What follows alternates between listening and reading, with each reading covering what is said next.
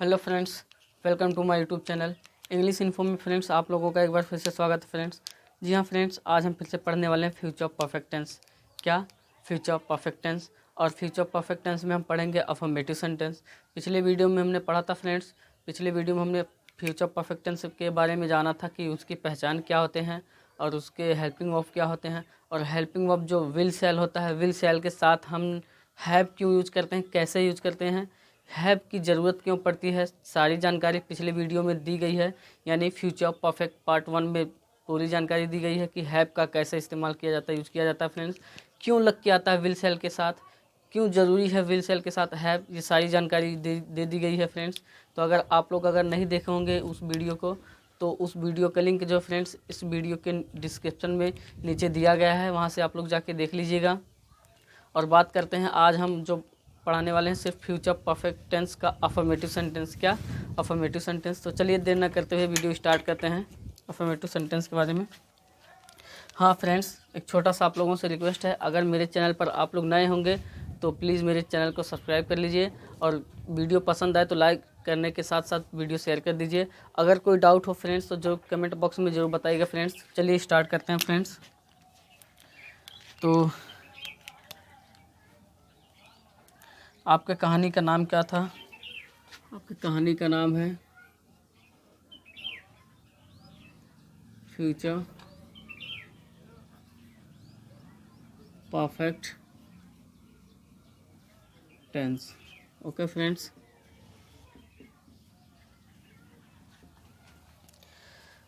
तो future perfect tense में हमें पढ़ना है क्या? हमें पढ़ना फ्रेंड्स अफर्मेटिव सेंटेंस। तो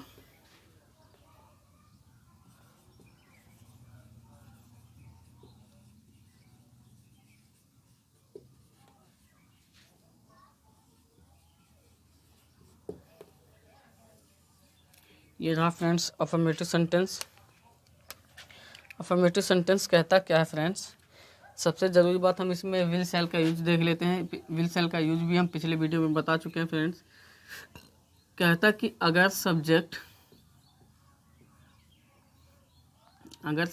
आपका क्या हो, आई हो या वी हो। अगर सब्जेक्ट फ्रेंड्स आई हो या वी हो, ठीक है, आई या वी हो, तो इसके साथ हम लगाते हैं तो हेल्पिंग वर्ब इसके साथ हम लगाते हैं सेल। ओके। और फ्रेंड्स आप लोग जानते ही होंगे, फिर कहता कि अदर सब्जेक्ट हो, मतलब आई और वी को छोड़कर हम इसे बोलते हैं अदर सब्जेक्ट। तो इस कंडीशन में हम क्या करते हैं फ्रेंड्स, तो इसके साथ हम जो कि अदर सब्जेक्ट के साथ हम हमेशा विल लगाते हैं। ओके, यही आपने पढ़ा था। चलिए ठीक है, मानते हैं फ्रेंड्स कि आपने यही पढ़ा था।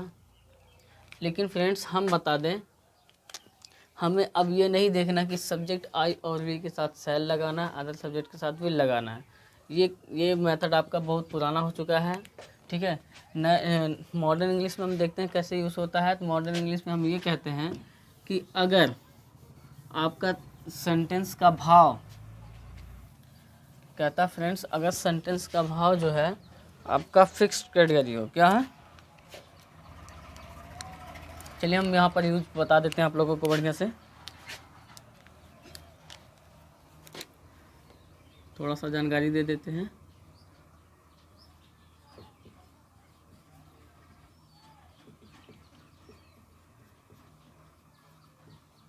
Use of will shall. तो देखिए फ्रेंड्स, बात करते हैं हम पहले सेल की। सेल कहता फ्रेंड्स, सेल कहाँ लगाते हो आप लोग, थोड़ा सा यहाँ लिखें।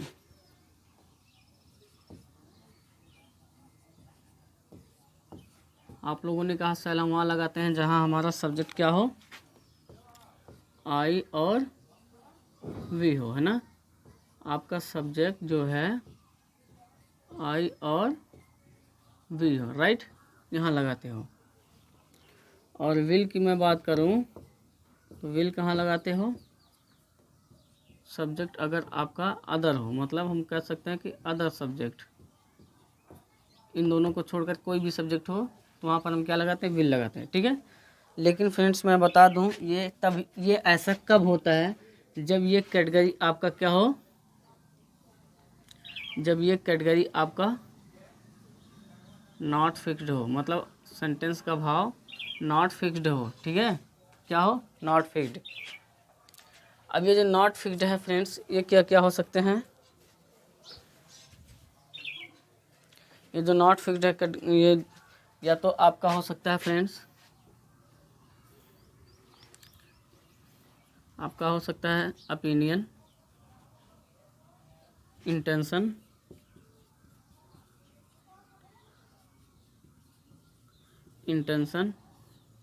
या हो सकता है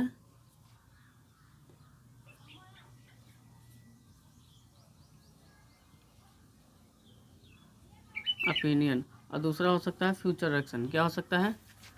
जगह कम पढ़ने की वजह से फ्रेंड्स मुझे लगता है फिर से लिखना पड़ेगा।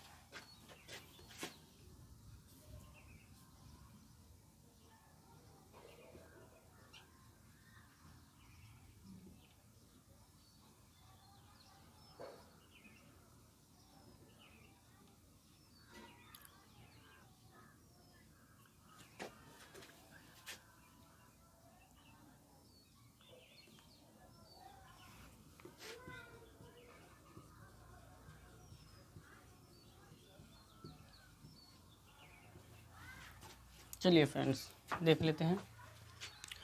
आप नॉर्मली लगाते हो सब सेल जो है आई और वी के साथ। जब सब्जेक्ट आपका आई और वी रहता है तो आप सेल लगाते हो, ठीक है। और सब्जेक्ट अदर, मतलब आई और वी को छोड़कर सब्जेक्ट दुनिया की कोई भी सब्जेक्ट हो उसके साथ क्या लगाते हो? विल लगाते हो। लेकिन ये कब ऐसा होता है फ्रेंड्स? जब आपका सेंटेंस का भाव नॉट फिक्स्ड हो। क्या हो? पूरी तरह से नॉट फिक्स्ड हो। और नॉट फिक्स्ड दो ही तरह के सेंटेंस हो सकते हैं, या तो इंटेंशन हो सकता है, कोई इरादा, या ओपिनियन, राय।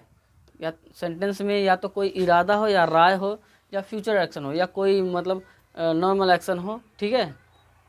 तो ऐसे कंडीशन में हम क्या करते हैं? उसे हम नॉट फिक्स कैटेगरी में रखते हैं। तब हम क्या करते हैं? सब्जेक्ट आई और वी के साथ सेल और अदर सब्जेक्ट के साथ विल लगाते हैं, ठीक है। अब यहीं बात कर लेते हैं फिर दूसरा क्या है कि कहीं कहीं आप लोगों ने देखा होगा कि सेल के बाद जो है, सेल हम वहाँ पर भी लगाते हैं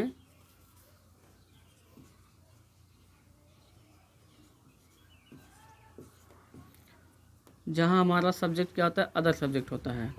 मतलब यहाँ अदर सब्जेक्ट के साथ विल लगाए हो, यहाँ पर भी सेल लगता है,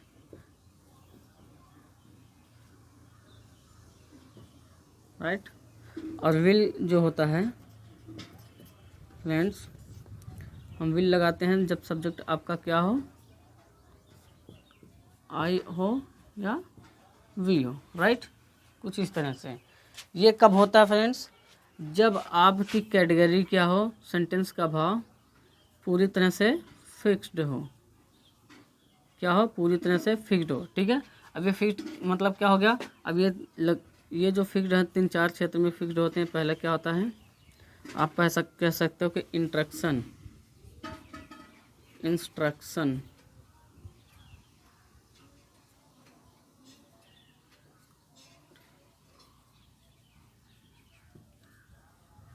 इंस्ट्रक्शन, जो सब प्रॉमिस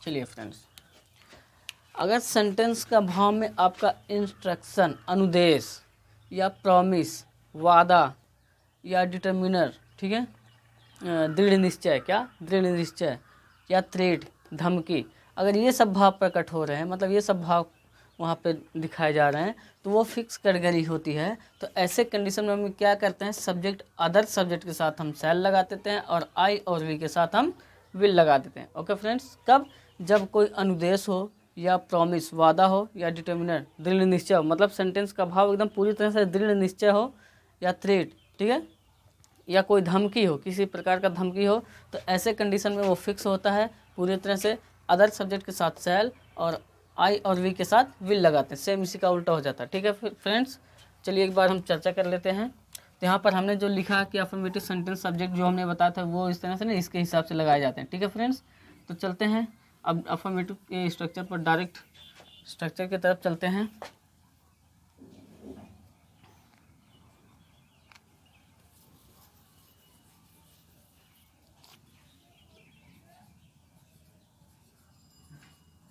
एक मिनट फ्रेंड्स, पता नहीं मार्केट क्यों नहीं चल रहा है।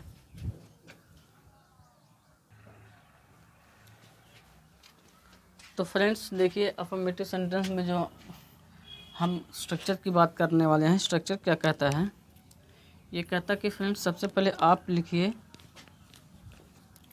सब्जेक्ट, क्या मांगता है ये, सबसे पहले कहता है सब्जेक्ट लिखिए, सब्जेक्ट के बाद तब कहता है कि ये आप हेल्पिंग वर्ब लिखिए विल शैल, ठीक है, विल शैल के बाद तुरंत बोलता है, तुरंत आप लिखिए हैव, ठीक है, हैव के बाद तुरंत कहता है कि ये मेन वर्ब का थर्ड फॉर्म लिख दीजिए और ऑब्जेक्ट कर दीजिए। अगर कॉम्प्लीमेंट की ज़रूरत पड़ती है तो कॉम्प्लीमेंट भी लिख दीजिए, कोई दिक्कत नहीं है, कहानी ख़त्म कर दीजिए।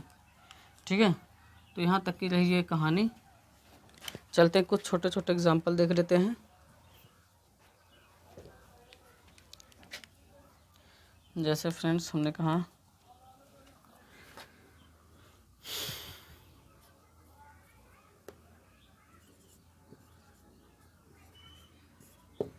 उमंग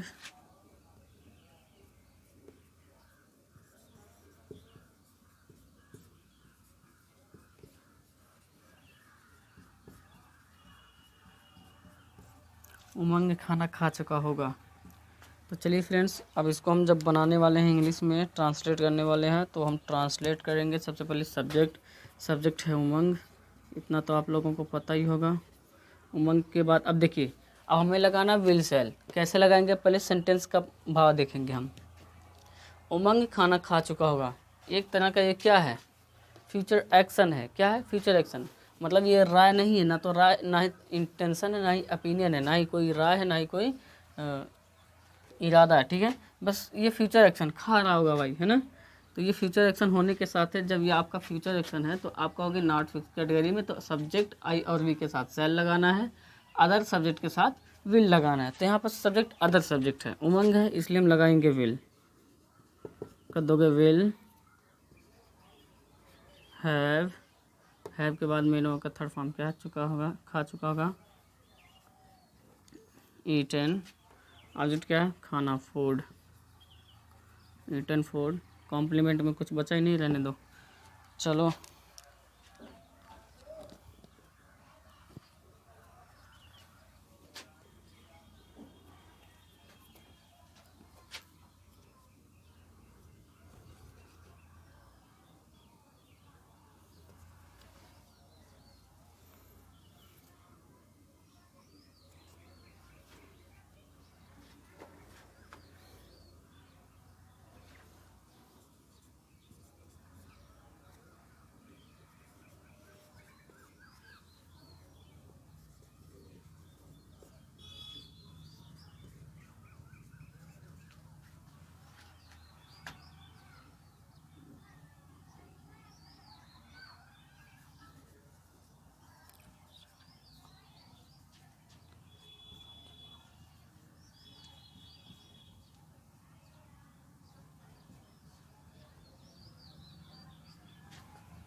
लिखा गया फ्रेंड्स, मैं कल यहाँ से अवश्य जा चुका हूँगा। तो इसको देखेंगे फ्रेंड्स, अगर ट्रांसलेट करेंगे सबसे पहले मैं लिखना सब्जेक्ट। सब्जेक्ट आपका क्या है? आई, मैं।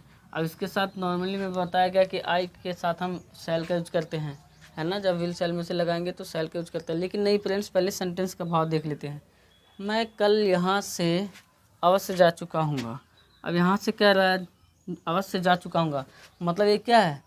अवश्य जा चुका हूँगा। इस तरह का देखा जाए तो ये आपका वो क्या कर रहा है? प्रॉमिस कर रहा है, या तो क्या है? डिटर्मिनर है। डिटर्मिनर या ना इसलिए है फ्रेंड्स क्योंकि देखो ये अपने आप को पूरी तरह से दृढ़ निश्चय कर लिया है, अवश्य जा चुका हूँगा, है ना। तो ऐसे कंडीशन में हम क्या करते हैं? आई के साथ हम लगा देते हैं विल। क्यों? क्योंकि जब ये डिटर्मिनर में तो फिक्स कैटेगरी हुई तो आई और वी के साथ विल लगता है, देख सकते हो। अदर सब्जेक्ट के साथ शैल लगता है, तो यहाँ आई है तो हमने लगाया विल, ठीक है। विल के बाद हमें लगा देना हैव के बाद लगा देना है गॉन, मेन ऑफ का थर्ड फॉर्म, यानी विल हो गया, हैव हो गया, मेन ऑफ का थर्ड फॉर्म, ऑब्जेक्ट हो गया। ऑब्जेक्ट क्या है? कल यहाँ से अवश्य। तो यहाँ देखो, जब आपने विल लगाया तो अवश्य की इंग्लिश नहीं लिखी जाती, क्योंकि ये क्या हो गया? एक तरह का डिटर्मिनर हो गया। जब डिटर्मिनर हुआ तो उसके लिए जब आप हेल्पिंग ऑफ चेंज किए हो, नहीं तो आई के साथ शैल लगता है हमेशा, तो आई के साथ जब विल लगाए इसी के लिए तो लगाए हो। अगर ये ना होता तो यहाँ शैल होता, ये लग गया इसीलिए विल लग गया।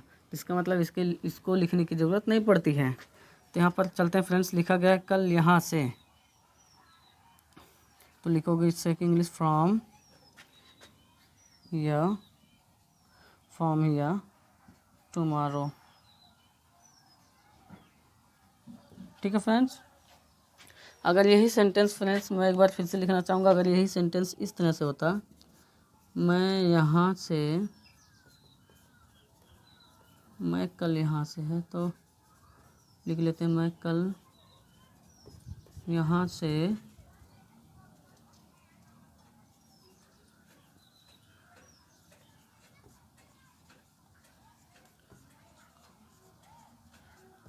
कल यहाँ से जा चुका हूँगा।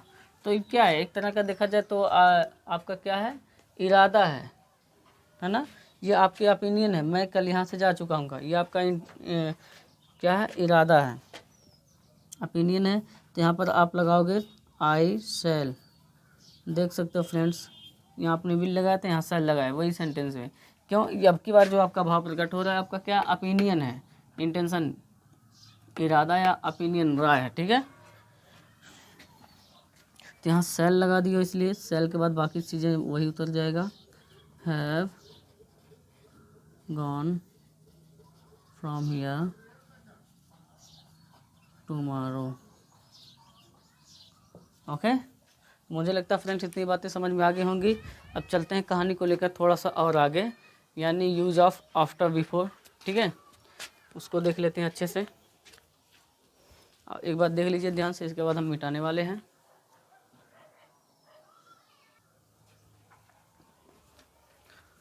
तो चलिए फ्रेंड्स, अब इसमें हम पढ़ने वाले हैं अफर्मेटिव सेंटेंस में यूज ऑफ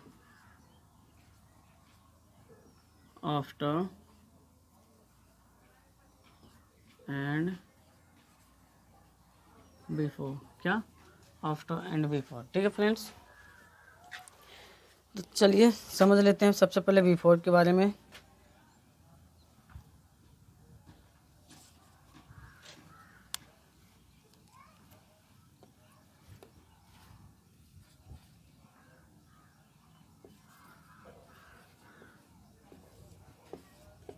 बिफोर का मतलब होता है फ्रेंड्स से। क्या होता है? बिफोर का मतलब होता है हिंदी में से पहले। बिफोर का मतलब होता है से पहले। तो चलिए फ्रेंड्स देख लेते हैं से पहले की यूज कैसे किए जाते हैं। देखिए फ्रेंड्स, अगर आपको मिलता है बिफोर, मतलब अगर आपको हिंदी में मिलता है से पहले, ठीक है, तो इनसे दो वाक्य जुड़े होंगे हमेशा के लिए। ध्यान दीजिएगा, दो वाक्य जुड़े होंगे इनसे। तो मैं बता दूं फ्रेंड्स, उसमें दो कार्य होंगे। बिफोर से जुड़े वाले सेंटेंस में हमेशा दो कार्य पाए जाते हैं। तो जो कार्य पहले समाप्त होगा, क्या फ्रेंड्स, जो कार्य पहले समाप्त होगा उसको हम बिफोर से पहले लिखते हैं। वो भी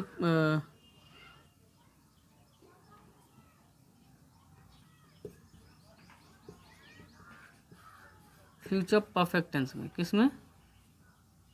फ्यूचर परफेक्ट टेंस में। ओके फ्रेंड्स, ये बातें ध्यान देना। जो कार्य पहले समाप्त होगा उसको बिफोर से पहले फ्यूचर परफेक्ट टेंस में लिखते हैं, और जो कार्य बाद में समाप्त होगा, ठीक है फ्रेंड्स, जो कार्य बाद में समाप्त होगा उसको हम बिफोर के बाद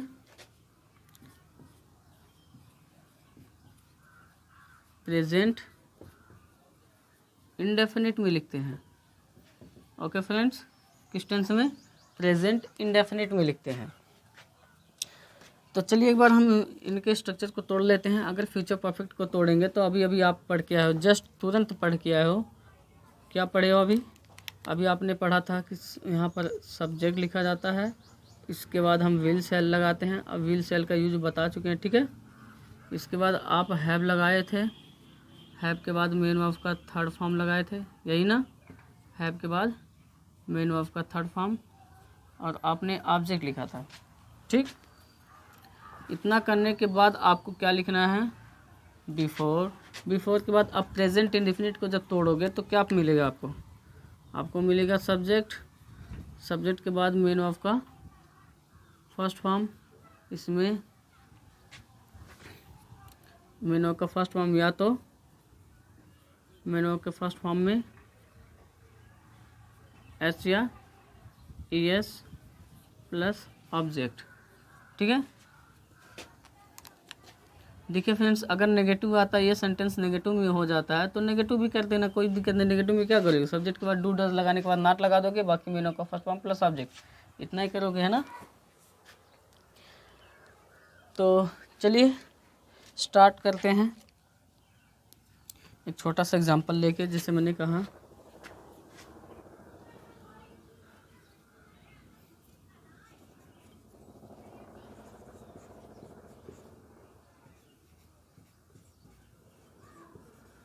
मोहित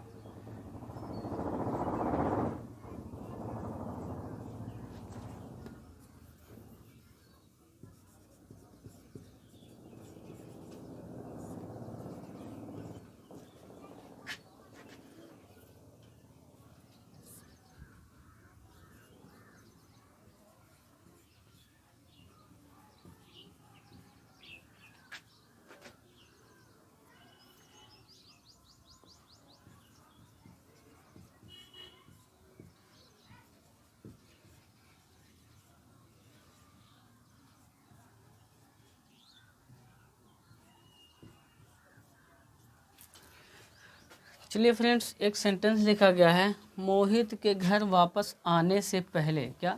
मोहित के घर वापस आने से पहले उसके पिता बाजार जा चुके होंगे, है ना। अब यहाँ पर से पहले आ गया, मतलब बिफोर मिल गया हमें। अब इनसे जुड़े हुआ दो सेंटेंस है आपके पास, एक है मोहित के घर वापस आना, दूसरा काम उसके पिता का बाजार जाना। दो काम हो रहा है ना, एक आना एक जाना, दो काम हो रहा है। अब कौन सा काम पहले हो रहा है फ्रेंड्स? क्योंकि बिफोर से पहले में क्या लिखना है? फ्यूचर परफेक्ट टेंस लिखना है। तो कौन से पहले, कौन सा काम पहले हो रहा है उसको देखेंगे। मोहित के घर वापस आने से पहले, मतलब ये वापस घर नहीं आया था। मोहित के घर वापस आने से पहले उसके पिता बाजार जा चुके होंगे, है ना। मतलब मोहित के घर, मोहित जो है वापस नहीं आया था, लेकिन उसके पिता वापस बाजार जा चुके होंगे, ठीक है। ये काम जो है आपका है पहले हुआ है, देख सकते हैं। मोहित के घर वापस आने से पहले, मतलब मोहित घर पे पहुंचा नहीं है, उसके पिता बाजार जा चुके होंगे, ठीक है। तो ये काम जो है पहले हुआ है। इसको बिफोर से पहले पास्ट परफेक्ट टेंस में लिखेंगे तो सबसे पहले लिखना सब्जेक्ट। सब्जेक्ट क्या? उसके पिता। तो आप लिखोगे हिज फादर, हिज फादर। अब ये आप सेंटेंस का भाव देखेंगे कैसा है। ये आपका एक फ्यूचर एक्शन है। क्या है? ये आपका एक फ्यूचर एक्शन है, इसलिए आप लगाओगे विल हैव। यानी आपने सब्जेक्ट लिखा his father, will have, main verb का थर्ड फॉर्म, जा चुके होंगे, गॉन तो ऑब्जेक्ट में है बाजार, गॉन टू मार्केट। यहाँ तक की बात समझ में आई फ्रेंड्स। इसके बाद हमें यहाँ ऑब्जेक्ट खत्म, अब लिखना बिफोर। तुरंत आप से पहले की इंग्लिश क्या लिखोगे, बिफोर, ये हुआ। इसके बाद अब लिखना प्रेजेंट इंडेफिनिट टेंस, मोहित के वापस आने से पहले। अब ये सेंटेंस प्रेजेंट इंडेफिनिट में जाएगा तो सबसे पहले लिखना सब्जेक्ट। सब्जेक्ट क्या, मोहित, मोहित। अब ये सिंगुलर सब्जेक्ट है तो हमें मेन वर्ब में एस या ई एस लगाना है, क्योंकि देखो अगर प्लूरल सब्जेक्ट होता है मेन वर्ब में सिर्फ फर्स्ट फॉर्म लिखते हैं, अगर सिंगुलर सब्जेक्ट है तो मेन वर्ब के फर्स्ट फॉर्म में एस या ई एस लगाना है। तो आना है, कम है, तो COME कर देंगे, एस कर देंगे, कम्स, है ना। ऑब्जेक्ट क्या है, ऑब्जेक्ट है घर वापस। तो लेकिन देखो वापस आना है फ्रेंड्स, तो इसलिए हम कम को हटा के रिटर्न लिखना कोशिश करेंगे लिखने की।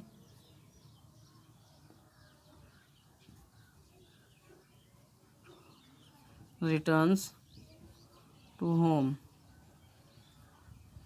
तो आपका बन गया फ्रेंड्स, सब्जेक्ट हो गया मोहित, आपका वापस आना रिटर्न्स हो गया, एस या ई एस भी लग गया, मतलब हम एस लगा चुके हैं। ऑब्जेक्ट में होम कर दिया क्योंकि घर की बात कर रहे हैं, ठीक है। तो मुझे लगता है फ्रेंड्स आप लोगों को समझ में आ गया होगा। आपका बन के तैयार हो गया, his father will have gone to market before Mohit returns to home, ठीक है। तो मुझे लगता है एक ही एग्जांपल से आप लोग समझ गए होंगे।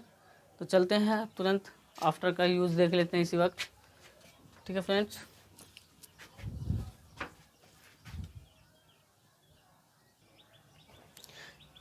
चलिए एक और छोटा सा एग्जांपल देख लेते हैं। जैसे हमने कहा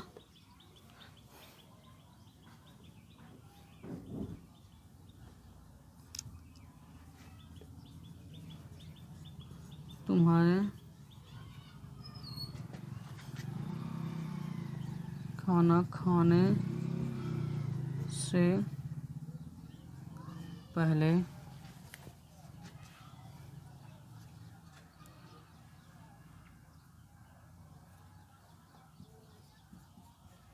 मैं स्कूल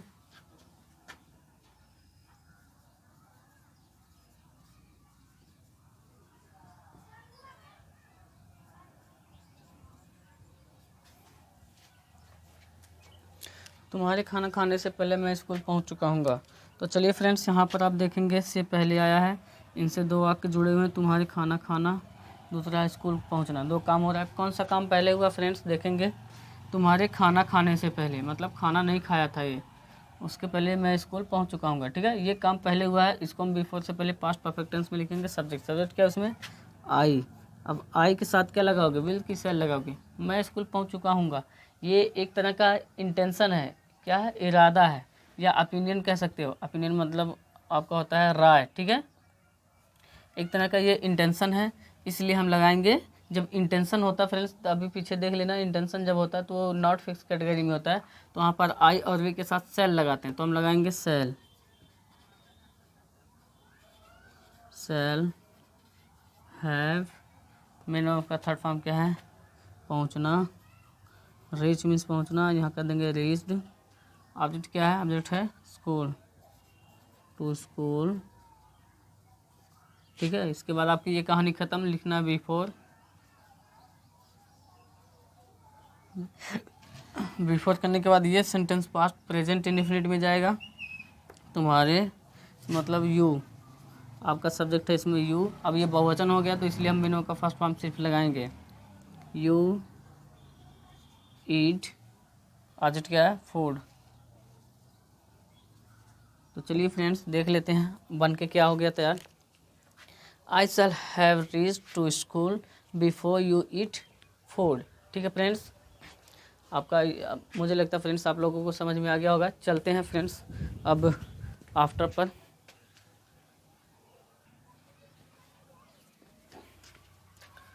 तो फ्रेंड्स ये रहा हमारा आपकी बार आफ्टर। आफ्टर मीन्स होता है के बाद, आफ्टर मीन्स होता है के बाद। तो चलिए फ्रेंड्स बस हमारा वही रूल है कि अगर आपको मिलता है आफ्टर मतलब के बाद, हिंदी में क्या अगर आपको आफ्टर मिलता है तो आफ्टर से भी वही चीज़ें होंगी, दो सेंटेंस, दो कार्य जुड़े होंगे। कितने कार्य? दो कार्य जुड़े होंगे। तो जो कार्य फ्रेंड्स वही चीज़ है, जो कार्य पहले समाप्त होगा उसको हम किस में लिखे थे? पास्ट परफेक्ट टेंस में। तो यहाँ पर भी वही चीज़ें होंगी, जो कार्य पहले समाप्त होगा वो पास्ट परफेक्ट में ही लिखा जाएगा।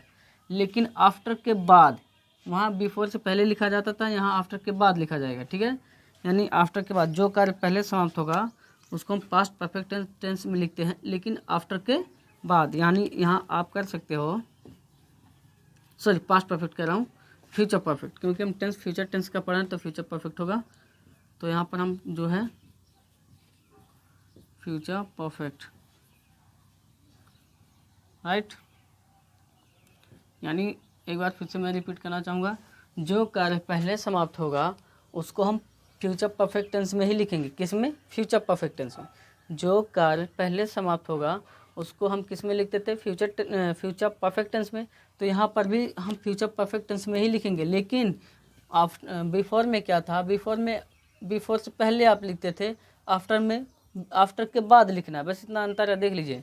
आफ्टर में आफ्टर के बाद फ्यूचर परफेक्ट टेंस में लिखना है जो कार्य पहले समाप्त होगा, और जो कार्य बाद में समाप्त होगा, जो कार्य बाद में समाप्त होगा उसको आफ्टर के पहले लिखते हैं प्रेजेंट इंडेफिनिट में। किस में लिखते हैं फ्रेंड्स? इंडेफिनिट में। वहाँ पर भी वही चीज़ें थी, अगर यहाँ बिफोर होता तो वहाँ पर भी जो कार्य बाद में समाप्त होता था उसको प्रेजेंट इंडेफिनिट में ही लिखते थे, लेकिन बिफोर के बाद लिखते थे। इसमें क्या? आफ्टर से पहले लिखना है, बस इतना ही अंतर है फ्रेंड्स। तो चलिए अब हम जब स्ट्रक्चर को तोड़ेंगे तो तोड़ने के साथ साथ हमें क्या लिखना पड़ेगा? सबसे पहले आपको लिखना पड़ेगा सब्जेक्ट। अब सब्जेक्ट के बाद आपको लिखना है मेन वर्ब का फर्स्ट फॉर्म। कब? जब आपका सब्जेक्ट प्लूरल हो, बहुवचन हो, तो मेन वर्ब का फर्स्ट फॉर्म। अगर आपका सब्जेक्ट एक वचन है तो आपको मेन वर्ब के फर्स्ट फॉर्म में एस या ई एस जोड़ देना है, इंक्लूड कर देना। ठीक है फ्रेंड्स, बातें समझ में आ रहा है ना? इसके बाद हमें क्या लिखना है फ्रेंड्स? ऑब्जेक्ट। ये कहानी होती है यहाँ तक, द एंड। ठीक है फ्रेंड्स, इसके बाद फ्रेंड्स हमें करना क्या है? लिख देना आफ्टर। और अब जब फ्यूचर परफेक्ट टेंस को तोड़ोगे तो अभी जस्ट पढ़ के आए हो क्या कि हमें लिखना है सब्जेक्ट, सब्जेक्ट के बाद लिखना है विल सेल, विल सेल के बाद हमें लिखना है हैव, हैव के बाद हमें लिखना है मेन वर्ब का third form plus object, right. तो कुछ यहाँ तक की हमारी कहानी चली।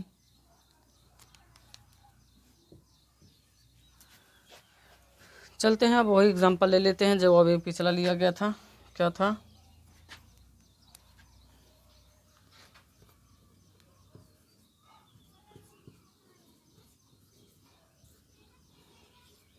मोहित के घर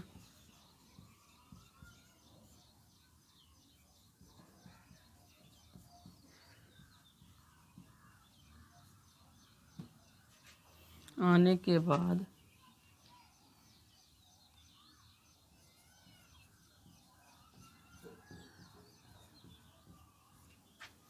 उसके पिता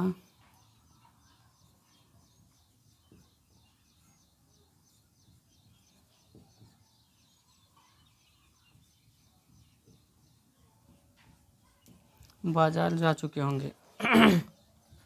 तो चलिए फ्रेंड्स, ये घर लिखा है, बढ़िया से लिख दे, नहीं तो फिर बड़ी दिक्कतें आ जाएंगी। मोहित के घर वापस आने के बाद, क्या आया आपका? के बाद, मतलब हमें आफ्टर का नियम यूज़ करना है। उसके पिता बाजार जा चुके होंगे। एक काम हो रहा है वापस आना, दूसरा काम हो रहा है बाजार जाना। ठीक है, दो काम हो रहा है ना। तो इसमें कौन सा काम पहले हुआ ये देखते हैं। मोहित के घर वापस आने के बाद, मतलब मोहित घर आ चुका था। ध्यान से देखिए, मोहित घर आ चुका था। बाद की बातें क्या है? मोहित के आने के बाद उसके पिता बाजार जा चुके होंगे, है ना।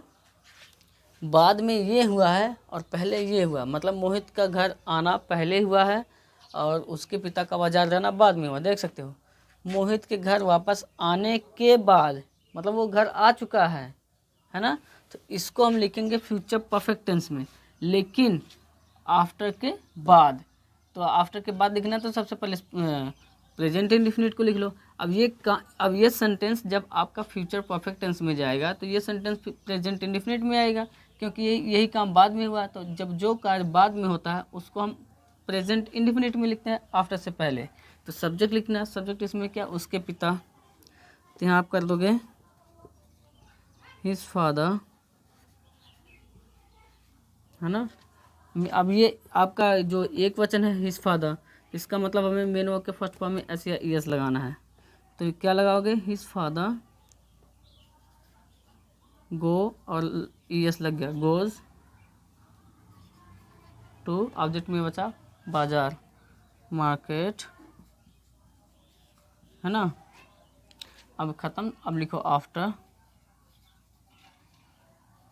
आफ्टर करने के बाद हमें लिखना फ्यूचर परफेक्ट टेंस। अब इसको तो सबसे पहले लिखना सब्जेक्ट। सब्जेक्ट क्या, मोहित। मोहित के बाद विल से लगाना है, तो वही चीज़ें हैं, फ्यूचर एक्शन है तो हम लगा देंगे विल। विल के बाद हैव, मेनू का थर्ड फॉर्म वापस आना, रिटर्न।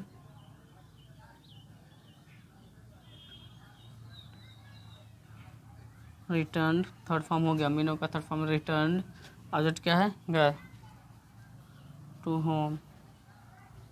ओके, चलते हैं एक और छोटा सा एग्जांपल देख लेते हैं। जैसे हमने कहा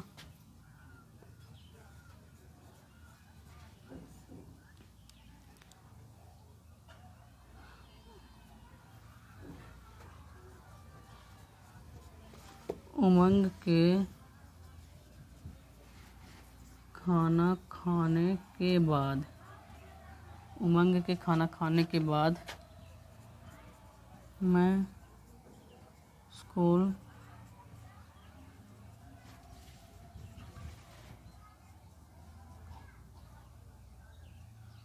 होंगी, मैं स्कूल जा चुकी होंगी। चलिए देखते हैं, इसको सही से नहीं लिखा हमने। उमंग के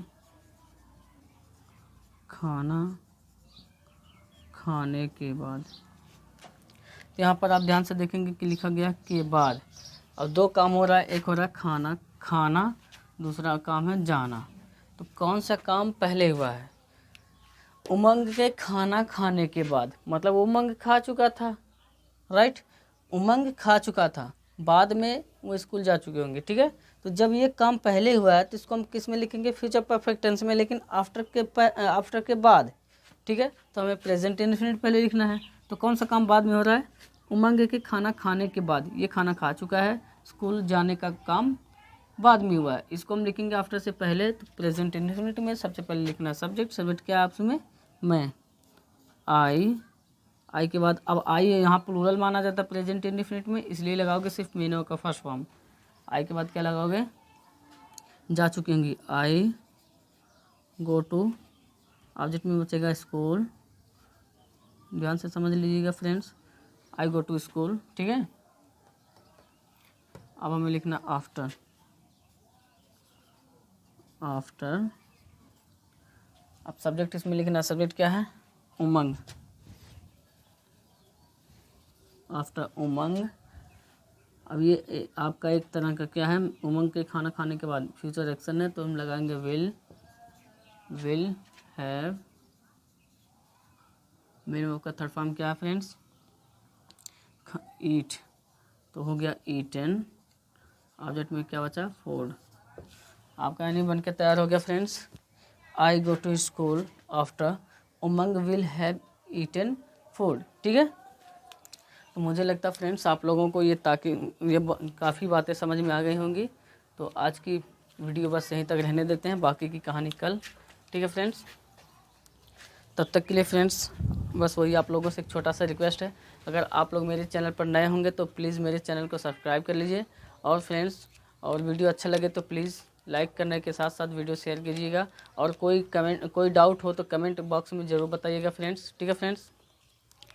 तो और फ्रेंड्स, अगर इसका पहला पार्ट आप लोग नहीं देखेंगे तो उस वीडियो का लिंक जो है इस वीडियो के डिस्क्रिप्शन में नीचे दिया गया है, वहाँ से आप लोग जाके देख लीजिएगा। तब तक के लिए friends bye bye, take care, thank you so much friends, thank you so much for watching.